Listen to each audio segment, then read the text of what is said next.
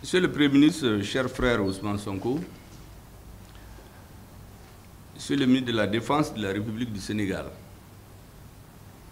Excellence, Monsieur l'ambassadeur du Sénégal au Mali, Messieurs les membres de la délégation sénégalaise, Mesdames et Messieurs les membres du gouvernement de la République du Mali, je voudrais tout d'abord souhaiter au nom du président de la transition, chef de l'État, Son Excellence le colonel Assimi Goïta, au nom du gouvernement du Mali et au mien propre, la chaleureuse bienvenue à mon frère Ousmane Sonko, chez lui, ici au Mali, ainsi qu'à la délégation qui l'accompagne.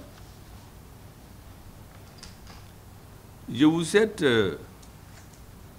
plein succès dans l'accomplissement de votre mission, Monsieur le Premier ministre.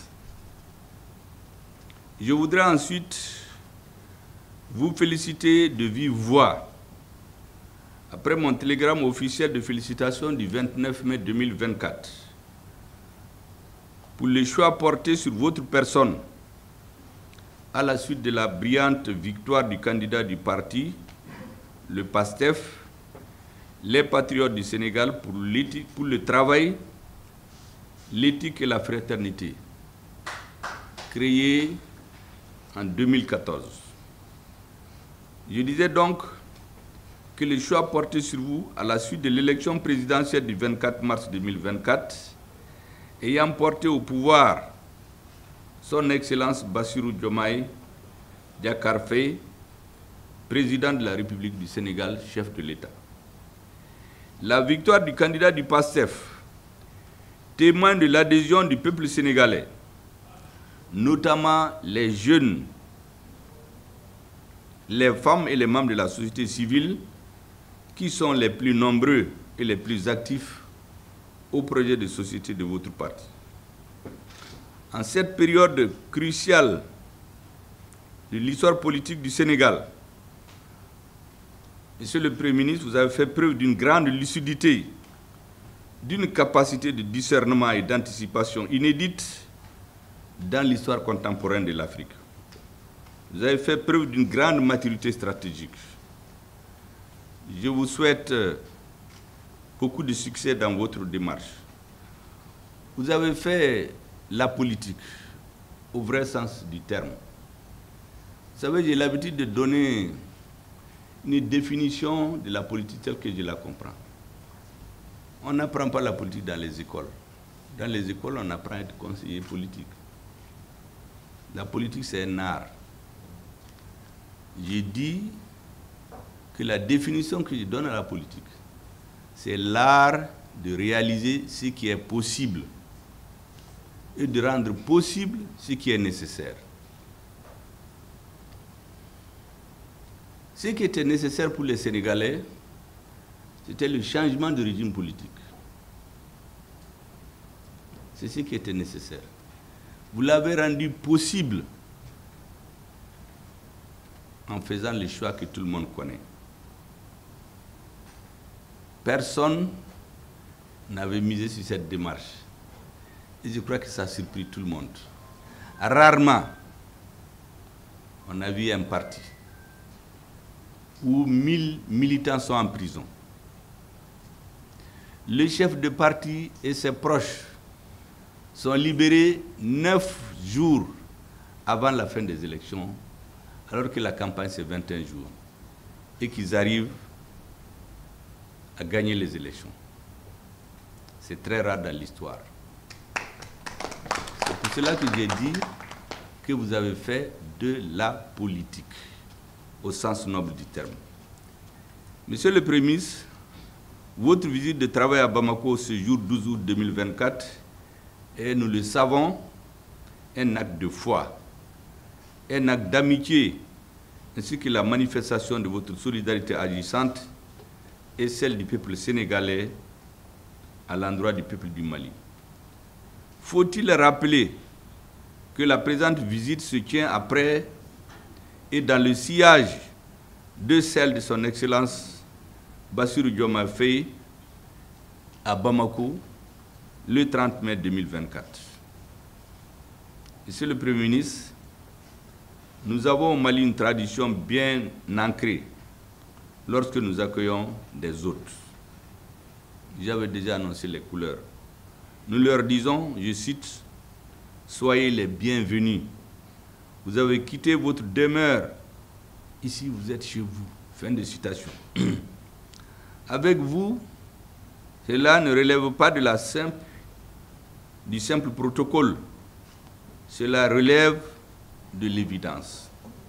En effet, Monsieur le Premier ministre est un illustre homme d'État, un illustre homme d'État sénégalais, également éminent poète, Léopold Sédar Senghor, qui aimait le rappeler à chaque rencontre entre Sénégalais et Maliens. Je cite, « Le Mali aurait pu se prolonger jusqu'à Tambacounda et le Sénégal jusqu'à Caille. » Dans un de ses poèmes les plus célèbres, « Femme noire », il a évoqué les princes du Mali et aimait rappeler ses origines mandingues avec les Guelwaars partis d'Elicia du Gabou pour fonder avec Meissa Wali John le royaume du Sine.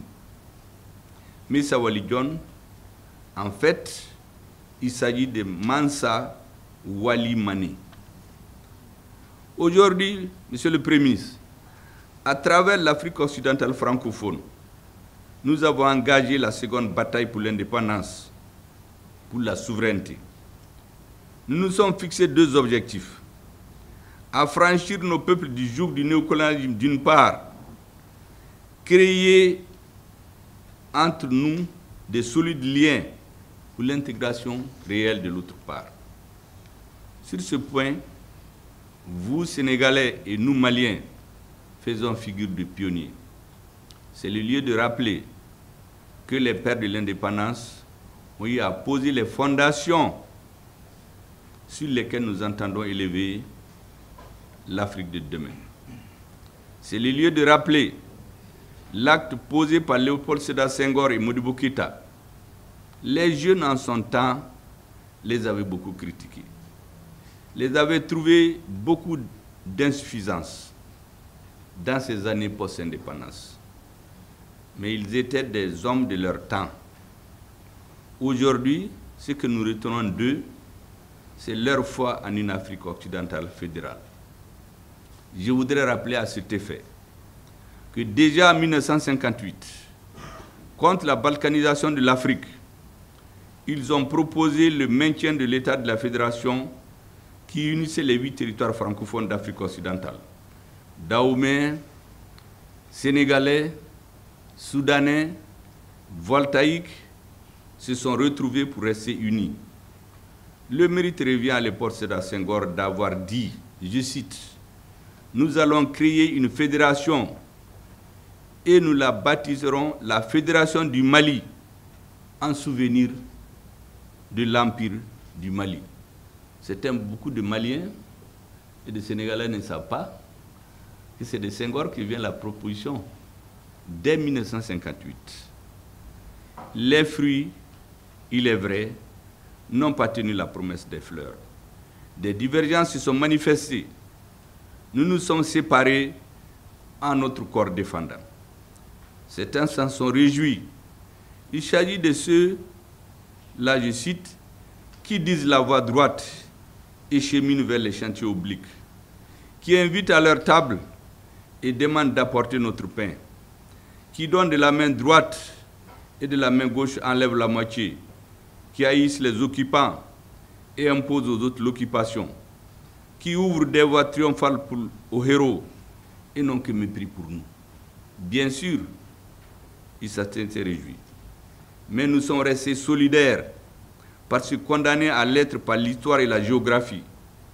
Avant le réseau Internet, Monsieur le Premier ministre, il y a eu le réseau ferré, l'inoubliable Dakar-Niger, qui fit que des quartiers et certaines villes et bon nombre de villages ont été baptisés de nom Bambara. Nous aussi, ici à Bamako, nous avons Wolfobougou.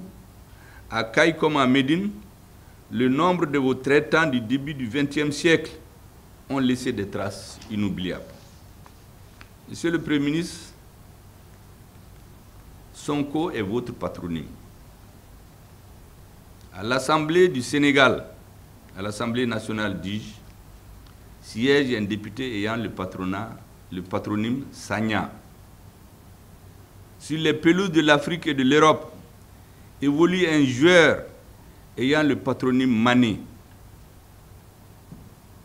Comment ne pas rappeler que Sané, Mané, Sonko et Sagna sont les patronymes des grandes familles princières du royaume du Gabou. Que ce royaume s'étendait sur la Guinée-Bissau, le sud du Sénégal et la Gambie. Il a été créé par Tiramakan Traoré, généralissime des armées de Soundiata Keita. Senghor l'aurait dit, le Sénégal et le Mali sont liés par le nombril. Parlant des noms et patronymes, un Kéba au Sénégal s'appellerait Tcheba au Mali, tout comme Ndiaye là-bas et Diarra ici. Diop et Traoré et Fall s'appellent Koulibaly sous nos cieux. Vous êtes de culture Wolof, Monsieur le Premier ministre. Mais l'historien Tamsir Niane dirait que vous êtes un Manding de l'Ouest. La délégation que nous accueillons aujourd'hui à Bamako est une délégation à nul autre pareille, car elle est celle du pays dont les couleurs sont vert, or, rouge, dont la devise est « un peuple, un but, une foi ». Les mêmes couleurs, la même devise que celle de la République du Mali. L'un peut-il être plus fort que celui-là? Je pourrais continuer à foison les similitudes ainsi que les liens forts, uniques et inaltérables existant entre nos deux peuples frères. Qu'on donc, Monsieur le Premier ministre, Samambok, mon frère, Manela Bismillah, je dis bien, bienvenue. Tiens, aujourd'hui, Fiti Bamako, ici à Bamako. Djalen Djeuf, merci de votre attention.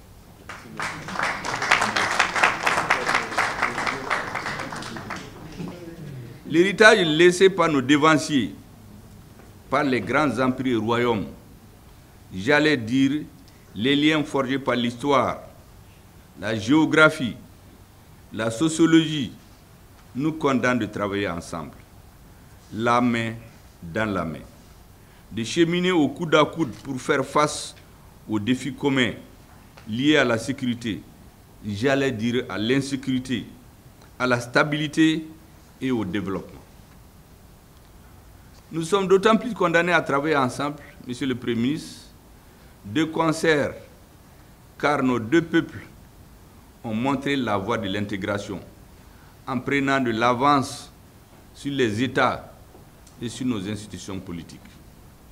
C'est le lieu de relever pour s'en réjouir la solidarité du peuple frère du Sénégal, malgré les péripéties politiques, envers le peuple malien, pendant les 7 longs mois de sanctions illégales, injustes et inhumaines de la CEDEAO, entre janvier et juillet 2022. J'ai l'habitude de dire que ces sanctions de la CEDEAO ont démontré qu'on ne peut pas mettre à genoux un peuple déterminé et suffisamment éclairé sur les enjeux géopolitiques, géoéconomiques et géostratégiques qui ont cours dans l'espace sahélien. C'est pour cela que, vous l'aurez constaté, depuis des années, dans tous mes discours, dans toutes mes interventions, j'attache un prix élevé à la sensibilisation et à l'éveil des consciences des Maliens et des Africains. J'ai également coutume de dire que la prise des sanctions contre le Mali, le dimanche 9 janvier 2022, a fait basculer le destin de la transition en cours dans notre pays. En effet, quelques jours après la déclaration de l'embargo par la CEDEAO contre le Mali, Le vendredi 14 janvier 2022, plus de 4 millions de Maliens de l'intérieur du pays et de la diaspora sont sortis spontanément pour dire non à la suggestion, non à l'imposition d'un agenda extérieur qui n'est pas l'agenda du Mali ni de l'Afrique, et dire non à la vassalisation par procuration du Mali par des puissances étrangères. Le 14 janvier, Monsieur le Premier ministre, est désormais une date officielle retenue au Mali comme journée de la souveraineté retrouvée. Les lourdes sanctions de la CEDEAO imposées d'abord au Mali, au Burkina, puis au Niger de manière encore plus disproportionnée, ont démontré que la CEDEAO, notre désormais ancienne organisation commune, est une menace pour nos trois pays, regroupés au sein de la Confédération, en confédération, dans le cadre de l'Alliance des États du Sahel. Face à nos pays de l'AES, situés en première ligne de la lutte contre le terrorisme depuis plus d'une décennie et constituant assurément une digue de protection pour toute l'Afrique de l'Ouest, la CEDEAO a péché par son manque d'empathie, de solidarité, du sens et de la connaissance de l'histoire et surtout de vision et de maturité stratégique.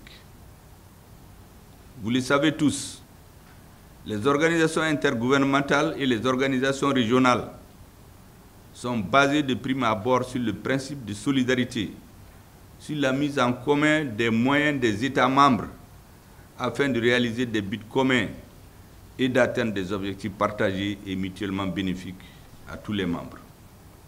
Ces principes ont été dévoyés tantôt par l'inertie, tantôt par l'arrogance, tantôt par l'ignorance, tantôt par le mépris. Des actes d'une extrême gravité qui concourent à la désintégration ont été posés, non pas par les pays de l'AES, mais par la CEDEAO d'abord. C'est le cas du gel des avoirs financiers au niveau de la Banque centrale des États de l'Afrique de l'Ouest et la fermeture des frontières qu'aucun texte de l'organisation ne prévoit. Même la réglementation internationale au niveau de l'ONU interdit de prendre un embargo contre les pays sans littoral. Ce qui est le cas du Mali, du Burkina et du Niger. Et c'est pourquoi nous invitons tous les partenaires de bonne foi à avoir une lecture objective, lucide et équilibrée de la situation pour mieux comprendre et envisager les solutions basées sur l'écoute mutuelle, incompatibles avec l'ostracisme dont on a voulu frapper les pays de l'AES. Je le redis, l'AES n'est pas mise en place contre la CEDEAO. Elle est une alternative crédible à pour l'intégration sous-régionale. L'AES n'est pas le bourreau, elle est la victime. L'AES est engagée dans un combat de survie de ses États membres et de ses nations, pas des régimes politiques, comme certains tentent de le faire croire avec malice.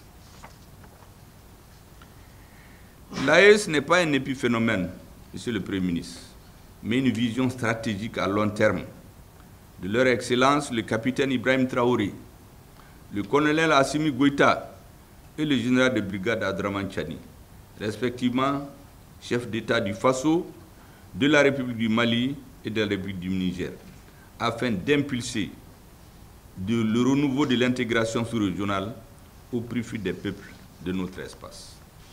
Pour cela, nos États regroupés au sein de la Confédération des États du Sahel depuis le 10 juillet 2024 sont fermement engagés pour l'autonomie d'action des organisations africaines dont ils sont membres, afin que définitivement ces organisations soient pilotées par un leadership proprement africain.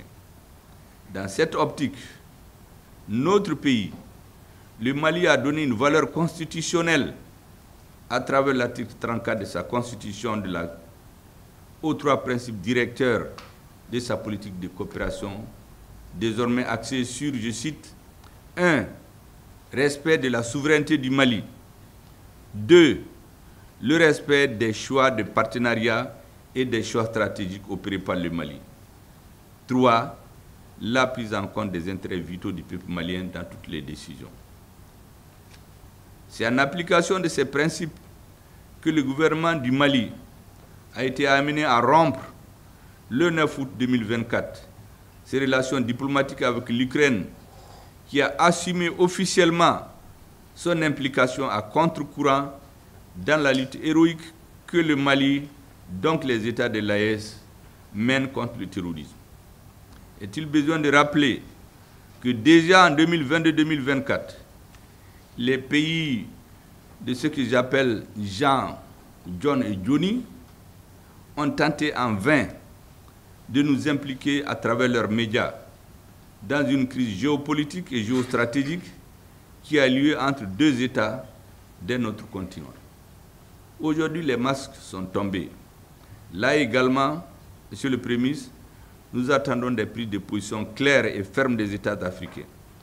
D'ores et déjà, les États membres de la Confédération de l'AES ont été clairs, fermes et concrets, précis aussi quant à leurs relations avec les alliés du terrorisme. Je termine en rappelant le caractère absolu de ces trois principes que j'ai énoncés plus haut, qui guident l'action publique au Mali. En rappelant aussi la nécessité de renforcer le dialogue politique, comme l'atteste, Monsieur le Premier ministre, votre visite aujourd'hui.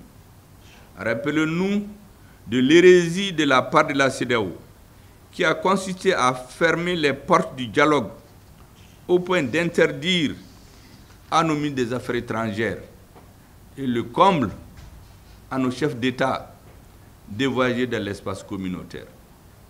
Nous avons appliqué la réciprocité. Et certains ont apparu surpris, comme si le Mali était un État quelconque, un État vassal. Vous fermez vos frontières, vous interdisez même à notre président de voyager, et puis vous prenez votre avion, vous venez traverser, vous voulez donc traverser l'espace aérien malien. On les a proprement conduits. Nous sommes un État pacifique, Monsieur le Premier ministre, ouvert et dédié au panafricanisme à travers l'intégration et l'unité africaine, sur, je dis bien, des bases nouvelles. Si vous observez bien, tous les pays avec lesquels nous avons soi-disant des problèmes, le Mali ne s'est jamais ingéré dans leurs affaires intérieures. Tous les pays face auxquels nous nous sommes assumés en les remettant à leur juste place se sont illustrés par des ingérences intolérables dans nos affaires intérieures, où ont posé des actes attentatoires à la souveraineté de notre pays, qui se bat contre le terrorisme et pour son existence en tant qu'État et nation. Enfin, nous ne sommes contre personne. Nous sommes concentrés sur nous-mêmes pour relever les défis auxquels nous sommes confrontés. Nous nous battons pour redresser notre pays qui a touché le fond de l'abîme et qui était menacé de disparition en raison des crises politiques et sécuritaires. Nous nous battons, et cela sans concession, pour l'unité de notre pays, pour son indépendance, son intégrité territoriale, sa souveraineté et pour la dignité de notre peuple. Je vous remercie de votre aimable attention. Merci beaucoup, Excellence, Monsieur le Premier ministre. Merci beaucoup. Son Excellence, Monsieur le Premier ministre du Mali, Messieurs et Mesdames les ministres membres du gouvernement malien et vos collaborateurs, permettez-moi d'abord, à l'entame de mon propos, de m'incliner une fois de plus à la mémoire de toutes les victimes de la dernière attaque perpétrée contre le peuple malien à Tiziwaten et qui a coûté assez cher en vies humaines. Nos prières continueront à les accompagner. Et je tenais, après le président de la République, Son Excellence M. Bassirou Diomaye Diakhar Faye, réitérer à mon nom et au nom de tout le peuple sénégalais nos condoléances. Chez nous en Wolof, on dit ñoko bok. C'est-à-dire tu te présentes à toi-même les condoléances. Et nous considérons que si c'est des vies maliennes qui sont perdues, c'est des vies sénégalaises qui sont perdues. Son Excellence, Monsieur le Premier ministre, je me réjouis d'avoir pu être présent aujourd'hui ici. Je tenais beaucoup à faire cette escale pour des raisons qui me sont très chères et à la limite personnelle. C'est principalement la considération que j'ai pour le Mali, que je considère comme étant une terre, ma propre terre, une terre africaine certes, mais une terre sénégalaise également. Beaucoup de choses me lient au Mali, vous l'avez dit, sauf que je ne suis pas de culture Wolof, je suis de culture Diola. Et donc, j'appartiens à cet empire du Gabou, comme vous l'appelez, qui regroupait beaucoup de zones, une partie à la Gambie, la Casamance, une partie de la Guinée et peut-être même une partie du Mali actuel. Nous avons des origines maliennes également. Si je pouvais si je pouvais remonter assez loin dans ma généalogie. Et de manière lucide, l'histoire, comme vous l'avez rappelé tout à l'heure, a très tôt lié les destins de nos deux pays, qui en réalité ne sont deux pays que parce que le colon l'a voulu. C'est un héritage colonial, mais qui ne traduit pas une réalité. Et je vais y revenir tout à l'heure. Donc c'est un honneur et un plaisir d'être là pour pouvoir renouveler notre attachement à cette terre malienne, présenter nos salutations, mais également nous solidariser avec le peuple malien pour cette lutte qu'il mène, une lutte légitime pour sa souveraineté, mais une lutte également contre ce phénomène très lâche qu'on appelle le terrorisme. Et vous assurez que rien de ce qui pourra déstabiliser le Mali ne viendra du Sénégal, en tout cas pas sous notre régime. Monsieur le Premier ministre, vous avez fait un brillant discours qui retrace un certain nombre d'éléments. Évidemment, nous sommes là pour discuter tout à l'heure, quand on sera seul, de la coopération bilatérale sur un certain nombre de questions qui sont d'intérêt commun, qui nous interpellent. Et vous en avez abordé un certain nombre. Et vous avez fait également de longs développements sur la situation que nous vivons tous dans la sous-région. Son Excellence le Président Bassirou Diomaye Faye a été désigné par ses pairs pour, avec le président Faure du Togo, conduire une médiation. Et je tiens à préciser que je ne suis pas là dans le cadre de cette médiation. Un haut représentant a été désigné, en tout cas du côté du Sénégal. Un agenda est en train d'être élaboré et la médiation se fera dans ce cadre bien particulier. Mais il était évident que je ne peux pas passer à Bamako sans qu'on ait à échanger sur ces problématiques qui sont d'intérêt bilatéral, d'intérêt communautaire, d'intérêt national également. Monsieur le Premier ministre, nous vivons douloureusement ce qui se passe contre le Mali et contre tous les États africains, et particulièrement les États du Sahel, qui aujourd'hui font l'objet d'une agression multiforme qui doit nous amener à nous poser un certain nombre de questions.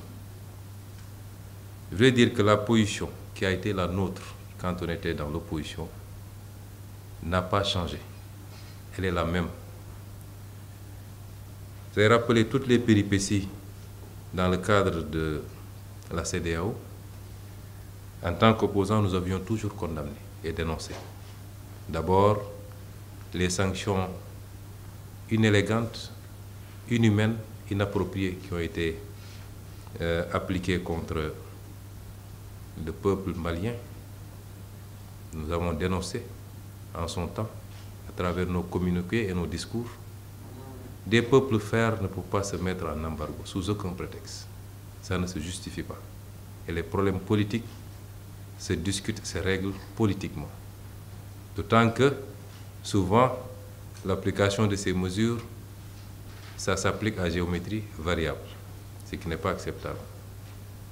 Nous avons toujours dénoncé en disant que mieux vaut s'appesantir sur les causes plutôt que sur les symptômes. Parce que ce qui conduit à la prise de pouvoir par les armes doit préoccuper beaucoup plus que la prise de pouvoir par les armes elles-mêmes, si on veut solutionner définitivement. Or, la CEDEAO ne s'est jamais préoccupée de ces considérations. Souvent, c'est le médecin après la mort. Et donc, nous l'avons toujours dénoncé, et je ne changerai pas un mot de mon discours aujourd'hui que je suis Premier ministre du Sénégal. Nous avions dénoncé personnellement de ma cellule de prison, et j'avais fait sortir un texte pour dénoncer et même interpeller par rapport aux velléités d'intervention militaire dans un pays, notamment le Niger, que rien ne justifiait, et en tout cas ça ne relevait pas des prérogatives de la CEDEAO à mon humble avis. Et aller ajouter de la guerre à une situation de guerre déjà ne relève pas des missions de la CEDEAO, notamment en termes de recherche de la paix, uniquement pour rétablir un régime. Notre position a été toujours claire sur la problématique du coup d'État. Ce n'est pas pour autant que nous encourageons tout le monde à faire des coups d'État, puisque nous pourrions en être victimes nous-mêmes. Mais je pense qu'il faut aller au-delà si on veut trouver des solutions. Et ensuite, éviter de prendre des mesures qui n'ont d'impact que sur les populations. Ce n'est pas ça la CEDEAO, puisque prioritairement la CEDEAO, c'est la CEDEAO des peuples. Donc notre posture a été très claire. Et nous la maintenons aujourd'hui, je crois même au sein des instances de la CEDEAO. Les prises de position de son Excellence le Président Bassirou Diomaye Faye, dans la courtoisie, restent constantes par rapport à ces situations-là.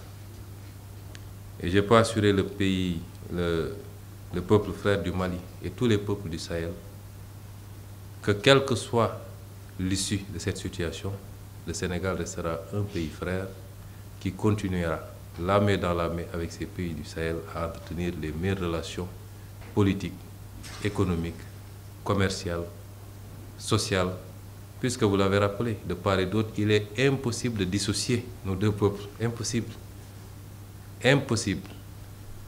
Il y a énormément de Sénégalais qui vivent ici en terre malienne et vice-versa, mais mieux, très peu de familles sénégalaises ou maliennes n'ont de correspondants de l'autre côté de la frontière.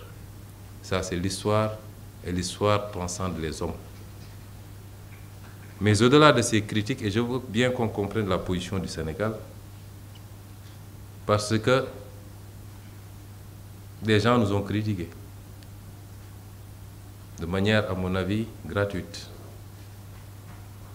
Nous ont critiqués parce que nous disons simplement que nous voulons que malgré tout, nous souhaitons que la famille reste unie. Parce qu'une famille se querelle. Une famille peut avoir des problèmes internes. Monsieur le Premier ministre, les Européens ont plus de problèmes entre eux que nous, entre nous. Puisqu'ils ont pu se faire des guerres mondiales qui ont coûté des millions et des millions de morts. Je ne pense pas que nos problèmes aient atteint ce niveau. Mais quand ils ont compris que leur destin était lié face à l'évolution du monde et face à l'émergence de grandes puissances, ils ont essayé de mettre de côté un certain nombre de choses. Et les deux pays qui ont déclenché quasiment la guerre et qui sont livrés plusieurs autres guerres avant, ont été les moteurs de ce qu'on appelle aujourd'hui l'Union européenne, c'est-à-dire la France et l'Allemagne. Je pense que quand il y a un problème en famille, on s'assoit, on situe les torts et on fixe, on dit voilà là où le problème se pose. Et nous n'avons pas eu froid aux yeux de dire, à notre avis, que la CEDEAO a très mal géré ces considérations. Et si c'était notre régime qui était au pouvoir à l'époque où ça se faisait, nous aurions fermement posé notre veto et il n'y aurait jamais eu d'embargo contre le Mali venant du Sénégal. Nous l'avions dénoncé. Et c'est pourquoi nous avons considéré que, au-delà de des considérations personnelles. Nous n'avons pas le droit de faire moins que nos ancêtres, qui avaient réussi à faire l'Empire du Mali, qui avaient réussi à faire l'Empire Songhai, qui avaient réussi à faire l'Empire du Ghana, qui transcendaient nos frontières héritées de la colonisation et qui étaient les seuls exemples qu'on peut donner d'ailleurs au niveau de l'époque médiévale. Et c'est ça nos préoccupations en réalité. On ne peut pas critiquer quelqu'un parce qu'il dit « je veux tout faire pour que la famille n'implose pas ». Ce n'est pas un péché, cela. Mais on le fait en regardant tous les acteurs et en leur disant « nous pensons que vous avez péché ici ». Et je rappellerai que la CEDEAO n'appartient pas au président de la République. Ça n'appartient à aucun président de la République. Ça va au-delà. C'est vrai, la décision politique vient d'eux, mais même si aujourd'hui les gens ont décidé d'aboutir à certaines solutions qui consacreraient une séparation, les peuples de part et d'autre continueront à vaquer comme ils le faisaient depuis des millénaires, parce que c'est ça l'histoire. C'est pourquoi nous avons considéré que nous allons essayer autant que possible, en sachant que ça va être extrêmement difficile, parce que les positions se sont cristallisées, et quelquefois, à juste titre, nous comprenons. Mais notre responsabilité, c'est d'essayer au moins, quel que soit le résultat et l'aboutissement final, ça ne changera absolument rien dans les relations entre le Sénégal et le Mali. Personne n'y peut rien. Ça ne changera rien dans les relations entre le Sénégal et le Burkina. Ce n'est pas des accords ou le fait d'appartenir à telle ou telle zone qui vont nous imposer à changer la nature de nos relations avec les uns et les autres. Et c'est vous dire donc que notre souhait le plus grand et notre rêve, quand j'étais en détention, je m'amusais à faire des calculs. Parce qu'on a beaucoup de temps quand on est en détention. Je faisais beaucoup de calculs et je disais si c'est tel et tel pays, ça nous donne quoi? On a 100 millions d'habitants, on a 3 200 000 km². Ah, ça commence à être un marché. Ça commence à être un truc. Si on ajoute tel pays ou si on diminue tel pays, je réfléchissais. Et c'est par rapport aux évolutions qui étaient en cours. C'est vous dire en tout cas, Monsieur le Premier ministre, que je ne vais pas en dire davantage pour ne pas gêner la médiation confiée à 2 illustres présidents de la sous-région. Mais je suis là pour témoigner de mon attachement et au-delà de ma personne, de tout le peuple sénégalais, à nos relations fraternelles et séculaires avec le Mali, avec lequel nous partageons jusqu'à la même devise, ça n'existe nulle part dans le monde, les mêmes couleurs, le même drapeau quasiment, les mêmes noms de famille. Rien ne peut changer cela et j'étais là, j'avais tenu, quand le président de la République m'a désigné pour aller représenter au Rwanda, ce qui était ma première sortie, je lui ai dit, Monsieur le Président de la République, sauf votre respect, je ne pourrai le faire que si vous me permettez de descendre à Bamako à mon retour pour saluer nos frères maliens, échanger avec eux, et surtout dans le cadre bilatéral, avant même le cadre communautaire, réaffirmer cette forme volonté de l'actuel pouvoir politique sénégalais de marcher à côté de nos amis maliens, la main dans la main. Et je suis très touché par l'accueil qui m'a été réservé, moi et ma délégation, ici. Tout le gouvernement quasiment est ici, là. Son Excellence, le président de la République malienne, nous a fait l'honneur, malgré le temps très court, de nous accueillir. Et ça, c'est un honneur pour moi, un honneur pour le Sénégal. Nous vous en remercions. Merci beaucoup. Excellence, Monsieur le Premier ministre du gouvernement du Mali.